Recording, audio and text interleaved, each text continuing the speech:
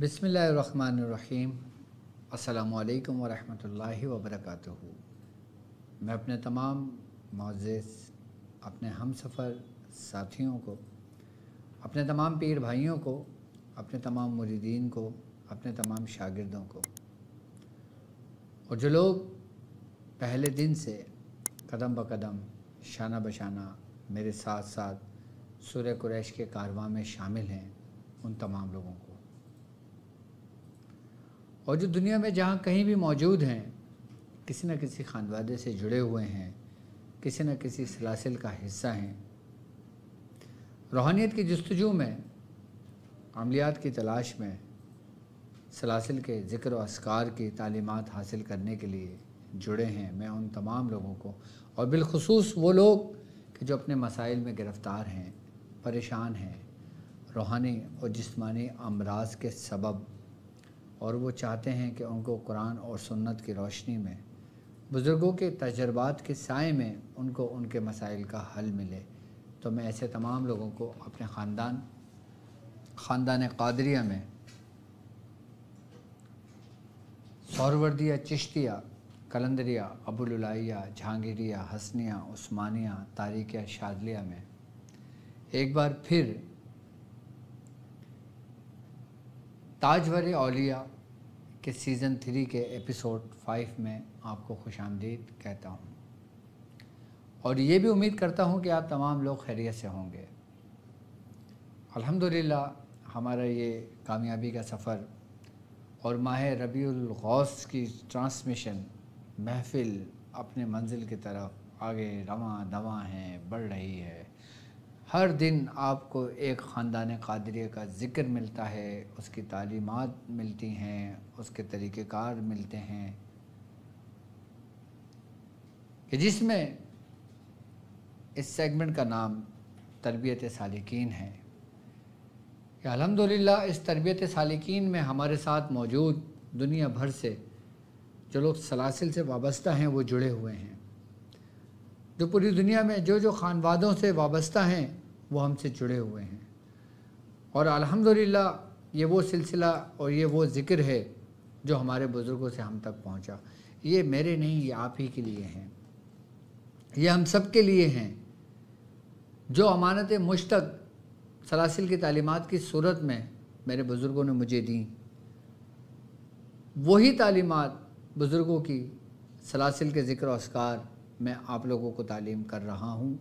यानी कि वो अमानतें जो हम तक हमारे बुज़ुर्गों से पहुँची, मैं आपके सुपर्द करता हूँ। कोई चिश्ती हो, कोई साबरी हो, कोई निज़ामी हो, कोई मदारी हो, या कोई किसी भी सलासिल से ताल्लुक़ रखता हो, ख़ानदान क़ादरी का फैज़ तमाम में मौजूद है और क़यामत तक जारी और सारी रहेगा। कि जो मुख्तलिफ़ ख़ानवादों के लोग अहले सलासिल हैं और वो हमारे साथ इस ज़िक्र की महफ़िल में शामिल होते हैं, और हमारे साथ साथ जितने लोग इस ज़िक्र की महफ़िल में जुड़े हुए हैं, सबको एक दूसरे का फैज़ जारी हो जाता है और मिलता है। कोई चिश्ती जुड़ा हुआ है तो हमारे घराने में चिश्ती फैज़ आ गया, कोई निज़ामी जुड़ा हुआ है तो फैज़ निज़ामी आ गया, और कोई कादरी है तो फैज़ कादरी मुंतकिल हो गया। तो आज ख़ानदान क़ादरिया का जो ज़िक्र हम शुरू करेंगे, जिस ज़िक्र की मैं बात करूँगा उसको ज़िक्र काफ़ी कहा जाता है। यानी कि ख़ानदान क़ादरिया का ऐसा ज़िक्र जो किफ़ायत करता है तुम्हारी, जो तुम्हारे हर मामलात के लिए काफ़ी है, जो तुम्हें तन्हा नहीं छोड़ता,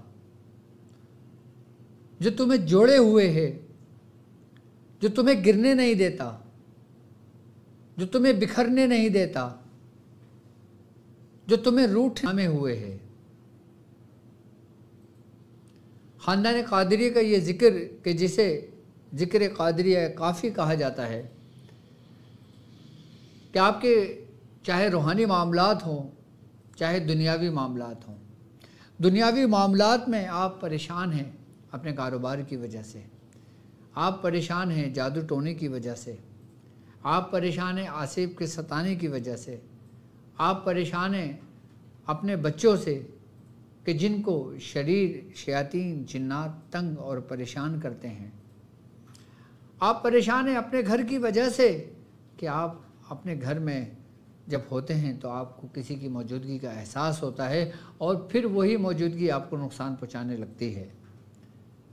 आप परेशान हैं अपने बेटी बहन बेटों उनके रिश्तों की वजह से।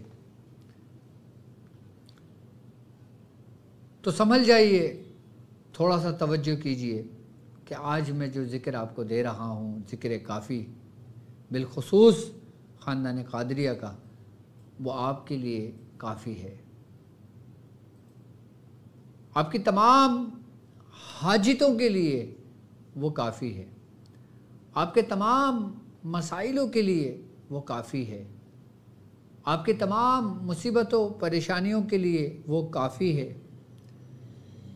आपके वजूद में आपके जिस्म में मौजूद तमाम बीमारियों के ख़ात्मे के लिए ये ज़िक्र काफ़ी है। तो हम ज़िक्र काफ़ी को क्यों ना मजबूती से थाम के रखें, और जिस ज़िक्र काफ़ी से दुनिया को फैज़ पहुँचा, हमारे खानवादे को फैज़ पहुँचा, क्यों ये फैज़ सिर्फ़ हम तक ही महदूद रहे, क्यों इसकी खासियत सिर्फ़ हम तक ही महदूद रहे। इससे आपको भी फ़ायदा उठाना चाहिए, इससे दुनिया को फ़ायदा उठाना चाहिए। आपका फ़र्ज़ बनता है कि आप इससे फ़ायदा उठाएं, नफ़ा लें और फिर इसको अमानत समझकर आगे अपने अहबाब, अपने दोस्तों, अपने भाइयों में इसको शेयर कर दें।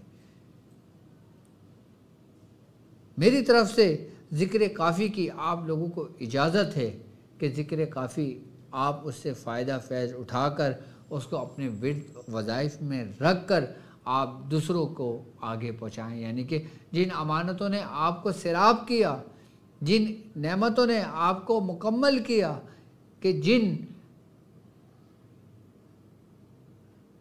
ज़िक्र ने आपको आपके असल जीने का मकसद दिया, आप इसी ज़िक्र को आगे ज़्यादा से ज़्यादा लोगों तक फैला दें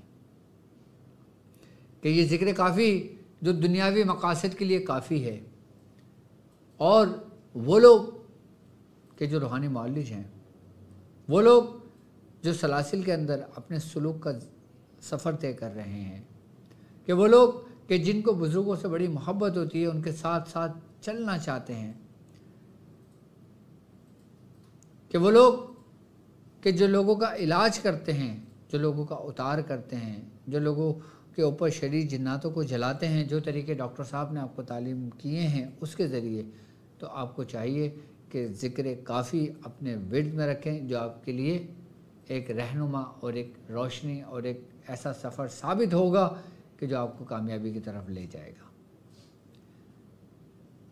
ज़िक्र काफ़ी रूहानी मौलिजीन को कभी गिरने नहीं देता, ज़िक्र काफ़ी कभी रूहानी मौलिज को परेशान होने नहीं देता, ज़िक्र काफ़ी कभी रूहानी मौलिज के ऊपर रुजत का होने नहीं देता।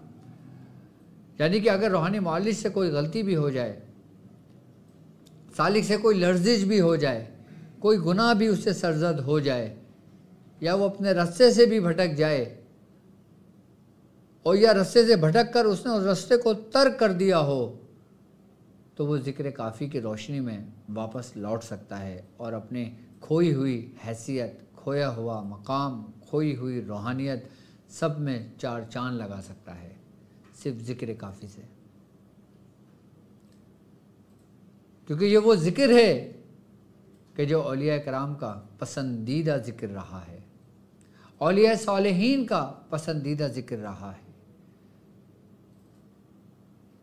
तमाम सलासिल में इस ज़िक्र को एक ख़ास अहमियत हासिल है।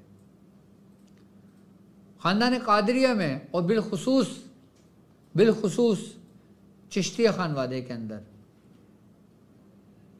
इस ज़िक्र को कसरत से करवाया जाता है, कसरत से किया जाता है। याद रखिए कि मैं आपको ख़ानदान क़ादरिया के जितने भी ज़िक्र और अस्कार आपको तालीम करता हूँ, वो ख़ुद या तो मैंने किए हुए होते हैं या मेरे मुर्शिद ने किए हुए होते हैं। या हमारे सलासिल में उसके साहिब दावत बुज़ुर्ग गुज़रे होते हैं और हमारे विर्द व वज़ाइफ में बाकायदा तौर पर वो शामिल होते हैं जो ज़िक्र आपको तालीम किए जाते हैं। 17वीं की महफ़िल हो या 24 की महफ़िल हो या 11वीं की महफ़िल हो, उसका ज़िक्र ज़रूर होता है। इस ज़िक्र काफ़ी को आप मजलिस में भी कर सकते हैं, इस ज़िक्र काफ़ी को आप तन्हा भी कर सकते हैं, इस ज़िक्र काफ़ी को आप किसी मसाहिब के दिनों में अपने ही घर वालों को एक जगह जमा करके एक ख़ास तादाद में इसको मुकम्मल करते हैं तो आप उस मुसीबत से निकल जाते हैं। क्यों? क्योंकि ये ज़िक्र काफ़ी है आपके मुसीबतों से निकालने के लिए। इस ज़िक्र का लोग ख़त्म भी दिलवाते हैं, इस ज़िक्र का लोग ख़त्म भी करवाते हैं, इस ज़िक्र का लोग एहतमाम भी करते हैं। किसी की बीवी रूठ कर चली गई हो, किसी का शौहर रूठ गया हो, किसी की औलाद घर छोड़ कर चली गई हो, किसी के माँ बाप अपनी औलाद की वजह से तंग व परेशान हो, किसी बेगुनाह को सज़ा हो गई हो, किसी बेगुनाह को जेल हो गई हो, तो आप ज़िक्र काफ़ी का ख़त्म करवाएं और अपने प्यारों को रिहा करवाएं। इसकी मियाद सिर्फ़ और सिर्फ 3 दिन है। जहाँ आपका ज़िक्र ख़त्म होगा वहाँ पे आपका प्यारा उस जगह से रिहा होगा जहाँ से निकलना नामुमकिन है। ये इस ज़िक्र की बरकत है कि जो शख्स इस ज़िक्र पे कनात करता है, इस ज़िक्र पे तवक्कल करता है, इस ज़िक्र पे भरोसा करता है, अल्लाह तबारक व तआला उसे कभी मायूस नहीं करता, क्योंकि वो काफ़ी है इंसान को हर मसाइल से निकालने के लिए। वो ज़िक्र काफ़ी क्या है और उसकी तरतीब और उसके तरीक़ेकार क्या हैं, आइए मैं आपको बताता हूँ। ख़ानदान क़ादरिया का ज़िक्र काफ़ी जो है वो है या काफ़ियल मुहिम्मात, या काफ़ियल मुहिम्मात, या काफ़ियल मुहिम्मात। ये ज़िक्र काफ़ियल मुहिम्मात ख़ानदान क़ादरिया का है। यूँ तो तमाम ख़ानवादों में इस ज़िक्र की कसरत की जाती है, लेकिन ख़ानदान क़ादरिया के बुज़ुर्गों को इस ज़िक्र पर बड़ा कमाल और उरूज हासिल है। बुज़ुर्ग फरमाते हैं कि जो शख्स ये चाहे कि वो दुनिया और रब की नज़र में मकबूल हो, उसको लोग पहचानें, उसको लोग जानें और वो रब की नज़र में मकबूल बारगाह हो, तो उसको चाहिए कि वो ज़िक्र काफ़ी किया करे। ज़िक्र काफ़ी या काफ़ियल मुहिम्मात, या अल्हम्दुलिल्लाह हम ज़िक्र कसरत से करते हैं। हमारे 24 की महफ़िल में भी ये ज़िक्र की तकरार की जाती है, 17वीं शरीफ में भी ज़िक्र की तकरार की जाती है, 11वीं शरीफ में भी ज़िक्र की तकरार की जाती है। और तमाम ख़ानवादों के अंदर जहाँ पे ख़त्म ख्वाजा ख़ाजगान होता है, जहाँ पे मुख्तलिफ़ ज़िक्र और अस्कार की महफ़िलें सजाई जाती हैं, वहाँ पे इस ज़िक्र को बावाज़ बुलंद पढ़वाया जाता है। अब आप अपने मसाइल के लिए इस ज़िक्र को 699 यानी कि 699 मरतबा पढ़ेंगे। 699 इसके अदद बनते हैं। और जो लोग दुनियावी मकासद के लिए या काफ़ियल मुहिम्मात पढ़ना चाहते हैं, वो 699 मरतबा इस ज़िक्र को पढ़ें अपने किसी भी मकसद के लिए।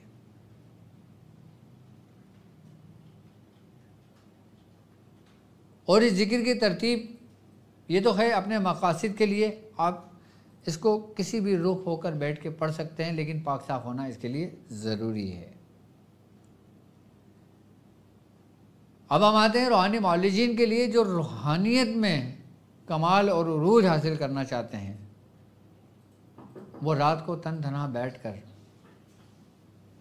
जब पुरसुकून हो के बैठ जाएं, अपने तमाम मसाइल दुनियावी से फरागत पा लें, फिर वो दोनों जानू बैठ कर जैसे मैं बैठा हूँ इस तरीके से बैठ जाएं, और या ऐसे लें क़ल्ब से, या काफ़ियल मुहिम्मात, या काफ़ियल मुहिम्मात, या काफ़ियल मुहिम्मात, या काफ़ियल मुहिम्मात, या काफ़ियल मुहिम्मात। इस तरीके से करेंगे ज़िक्र, और इसकी एक तस्बीह इसी तरतीब से करेंगे जो तरतीब मैंने आपको समझाई है। भी इस तरतीब से ज़िक्र करना और अपने मकासद के लिए ज़िक्र करना बहुत फ़र्क है।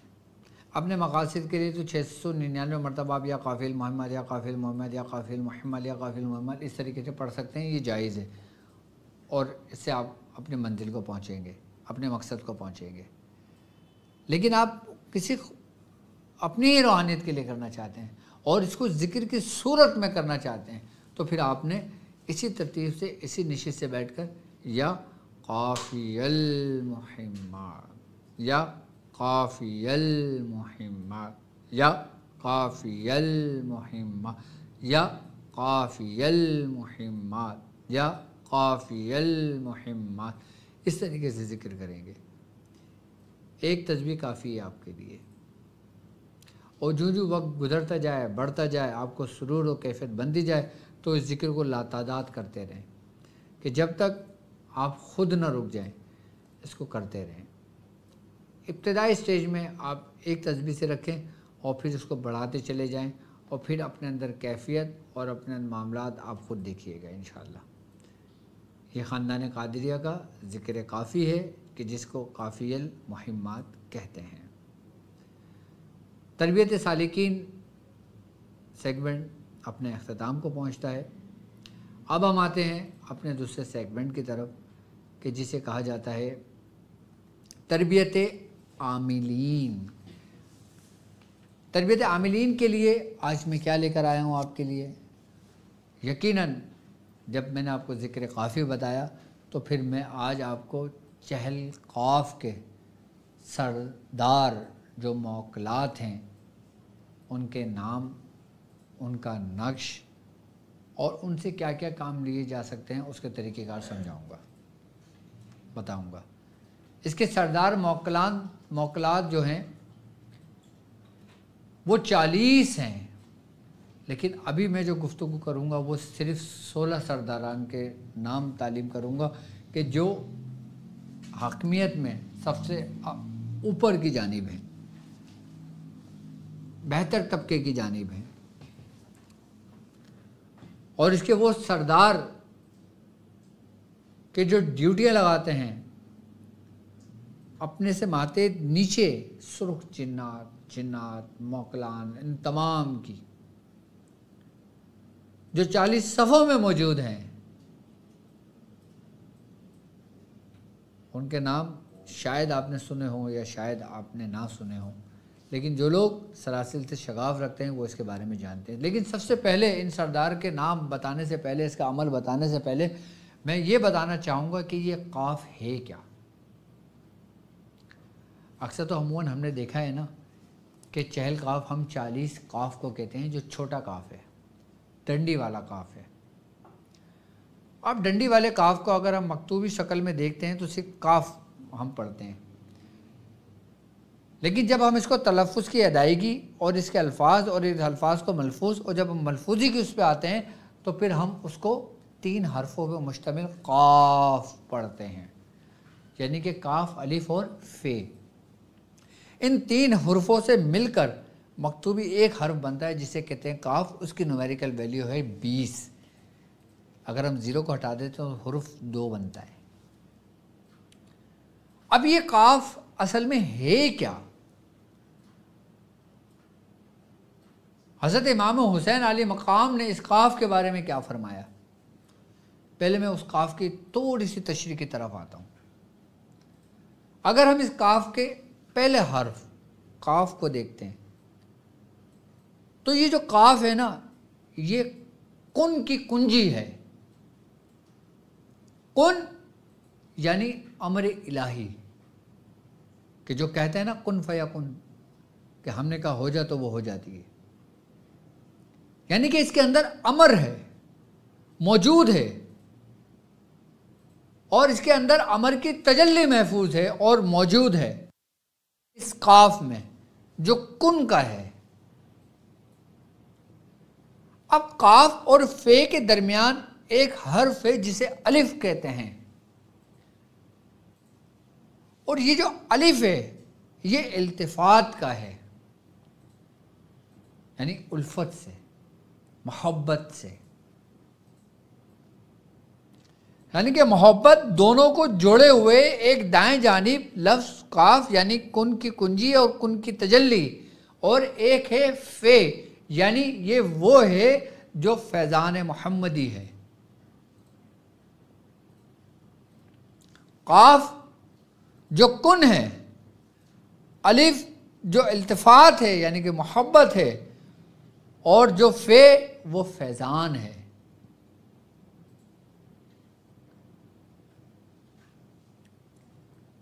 अब गोया इन तीन हुर्फों को मिलाकर एक हर्फ काफ है। अगर हम मलफूजी अदद को लेते हैं तो मलफूजी अदद में काफ, अलिफ और फे, हम इसकी न्यूमेरिकल वैल्यू को निकालते हैं तो काफ के अदद बनते हैं 20, अलिफ का बनता है 1, फे के बनते हैं 80। तो ये कितने बने? 20 और 80, 100 और एक अलिफ का यानी कि 101। मलफूसी अदद कितने बने? 101। अच्छा, अब हम इसकी इस बात पर आ जाते हैं कि इसके अहले इल्म फरमाते हैं, जो अहले मार्फत हैं वो फरमाते हैं कि काफ का जो ज़ाहिरी ताल्लुक़ है, काफ का जो ज़ाहिरी ताल्लुक़ है वो अलिफ और फे से है। जो मलफूजी में आता है ना, ये इसका ज़ाहिरी ताल्लुक़ है। कौन सा? फे और अलिफ, जिसके बारे में मैंने भी बताया। लेकिन इस काफ का जो बातिनी ताल्लुक़ है वो रे और बे से है। अब बातिनी ताल्लुक़ कैसे हुआ? ज़ाहिरी ताल्लुक़ तो हमें समझ में आ गया कि हमने मलफूजी अदद हुर्फ़ों को मिलाया तो काफ, अलिफ और फे आ गया। अब ये रे और बे कैसे है बातिनी ताल्लुक़ इसका? तो इस पर अहले इल्म, अहले मार्फत रोशनी डालते हैं कि जब हम रे और बे, अगर रे और बे को मिलाया जाए तो क्या बनता है? रब, यानी कि इसमें रब्बुल अरबाब की वो तजल्ली है कि जो हर शे को अपने आहते में लिए हुए है। यानी कि अगर सिर्फ काफ ही को देखा जाए तो जो कुछ इस कायनात में मौजूद है वो इस काफ में मौजूद है।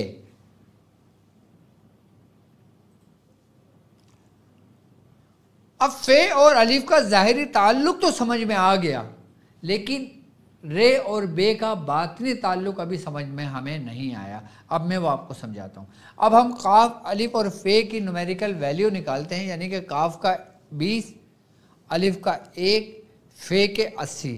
इन तीनों को मिलाया जमा बनता है 101। अब 101 को हम मुफरद अदद में लेकर आ जाते हैं तो बनता है 2। अब 2 किसकी न्यूमेरिकल वैल्यू है? हरफे बा की, बे की।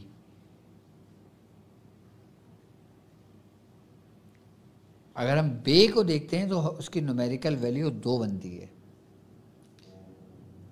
अब अगर हम रे को देखते हैं तो उसी की न्यूमेरिकल वैल्यू भी 2 बनती है, यानी कि 200। और काफ की न्यूमेरिकल वैल्यू बनती है 20, यानी कि 2, 20, 200।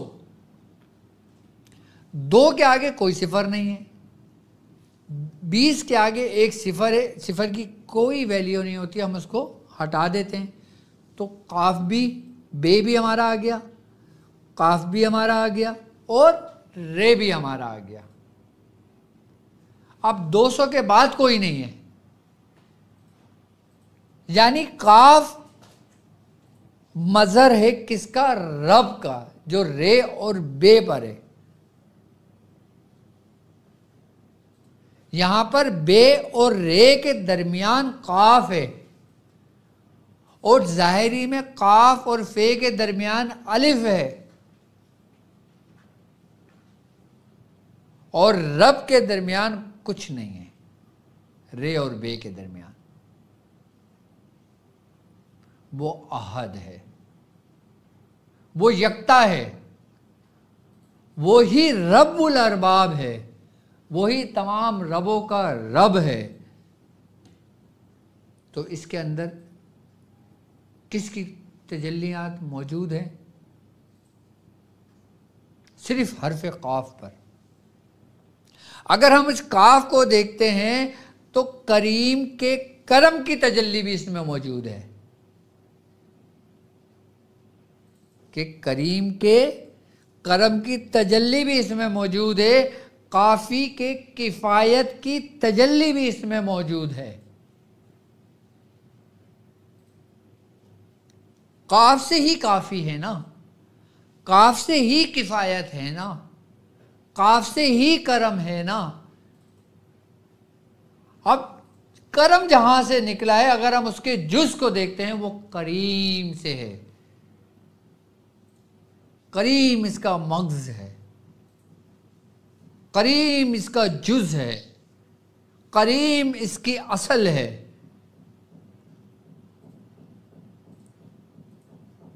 तो जो जिसकी असल होती है, उसी की तजल्ली उसी के करम में सराहियत करती है। यानी कि करीम से ही निकला एक करम है, और यही करम हर्फ काफ का है। इसीलिए कहते हैं बुजुर्गान दीन, हमारे चिश्ती और अब्बुल इलाही ख़ानदान के अंदर चहल काफ कसरत से पढ़ी जाती है कि इसमें किफ़ायत, इसमें काफ़ी, इसमें करम, सब कुछ मौजूद है। इसीलिए कहते हैं कि जो शख्स चहल काफ कसरत से पढ़ता है, वो काफ से काफ तक की सैर करता है। अब काफ से काफ तक की सैर क्या? यानी कि छोटे काफ से वो बड़े काफ तक की तरफ सफ़र करता है अपना। अब ये छोटा काफ तो हमें डंडी वाला समझ आ गया, ये बड़ा काफ क्या है जो दो नुक्ते वाला है। छोटा काफ जो करम से है, जो काफ की तजल्ली पर है, करम की तजल्ली पर है। यहाँ जो बड़ा काफ है, ये जो काफ है, ये कुदरत का काफ है।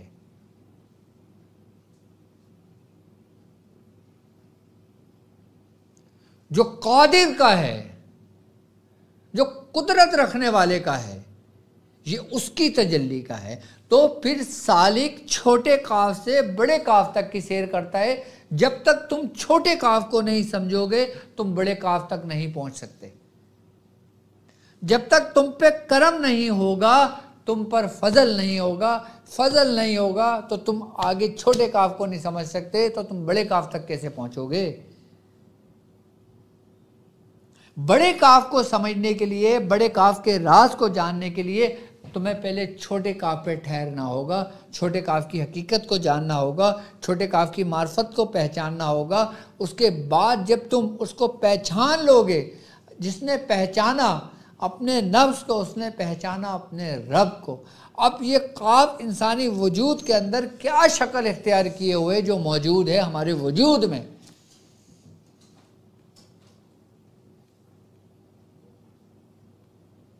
जो हमारे एक अहम जिस्मानी आज़ा की सूरत इख्तियार किए हुए है। क्यों? क्योंकि अगर हम काफ को देखते हैं तो काफ को लिखने में सबसे पहले अलामत ज़ाहिर होती है। अलामत से ही लफ्ज़, लफ्ज़ से ही तलफ़्फ़ुज़, तलफ़्फ़ुज़ से ही लफ्ज़, लफ्ज़ से ही सब कुछ आगे वजूद में आता है। और तजल्लियात इलाही वो अलामतों की सूरत में होती हैं।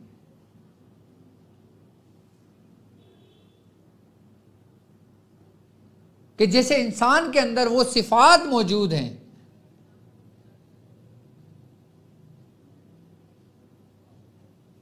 कि जिससे इंसान देखता भी है, सुनता भी है, चलता भी है, चखता भी है, सब कुछ करता है।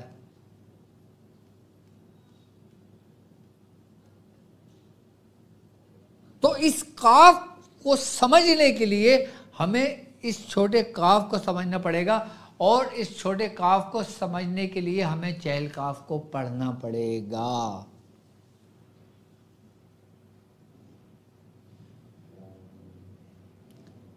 अक्सर औलिया कामिलीन की विलायत सिर्फ हरफ काफ पर कायम है, हरफ काफ पर। विलायत किसी न किसी हर्फ पर कायम होती है, और जिनकी विलायत हरफ काफ पर कायम है वो फना फिल्ला हो गए, वो रब की जात में गुम हो गए। उनको फिर वो कतरा समंदर से जाके मिल गया, और वो समंदर जो तौहीद का समंदर, वो समंदर जो मार्फत का समंदर, वो समंदर जो रूहानियत का समंदर, कि समंदर के अंदर एक समंदर, समंदर के अंदर एक समंदर।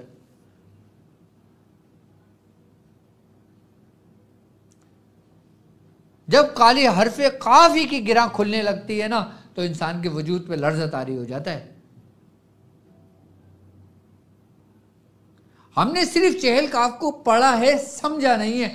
अभी मैं सिर्फ काफ के बारे में बता रहा हूं, अभी फे पे तो मैं आया ही नहीं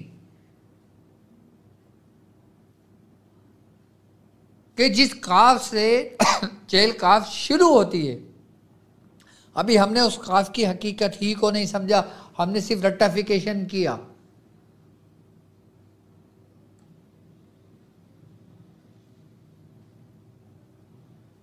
इसलिए कहते हैं कि जो तुम जिक्र कर रहे हो, जो तुम कुछ पढ़ रहे हो, तुम्हारी फिक्र भी तो होनी चाहिए कि तुम कर क्या रहे हो। बिना समझे, बिना कुछ जाने तुम कैसे पढ़ रहे हो भाई। तुम किसी बायोलॉजी की किताब उठा लो, किसी केमिस्ट्री की किताब उठा लो, जब तक तुम्हें समझ में ना आया और तुम पढ़ते चले जाओ, तुम्हारी किताब तुम्हें नफा देगी?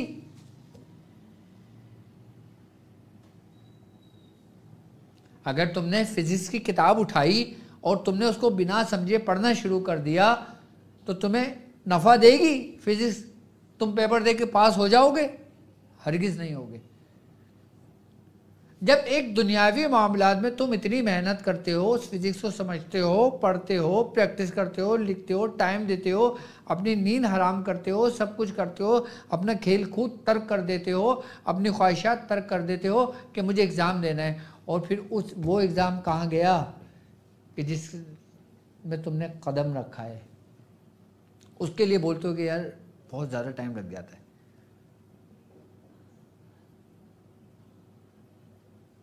लेकिन अफसोस, सद अफसोस कि आज के दौर में वो लोग नहीं हैं जो समझाएं। आज के दौर में वो नहीं है जो हमारी तरबियत इस तरीके से करें जैसे हमारे मुर्शिद ने हमारी की है।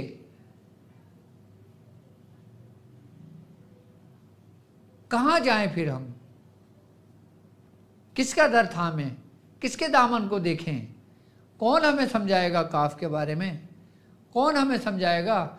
फिर अभी तो ये एक काफ है, और चहल काफ जो तुम पढ़ते हो उसमें 40 काफ हैं, और 40 काफ के मायने अलग अलग हैं, 40 काफ की मंजिलें अलग अलग हैं, 40 काफ की रूहानियत अलग अलग है, 40 काफ की कैफियत, तासीर, हर चीज़ एक से जुदा जुदा है, लेकिन लफ्ज़ दिखने में सिर्फ काफ ही है। कैसे?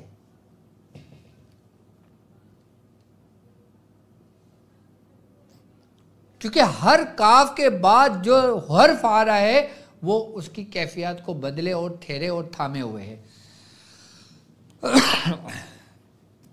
जैसे कफा, कफा का, रब्बू का, कम यकफी का, हर काफ के बाद तब्दीली आती है, हर काफ के माने चेंज हो जाते हैं, लेकिन हम सिर्फ एक काफ पर रहते हैं जो करम का है, हम सिर्फ एक काफ पे रहते हैं जो काफ़ी का है। इसके बाद हम तीसरे किसी काफ को जानते ही नहीं।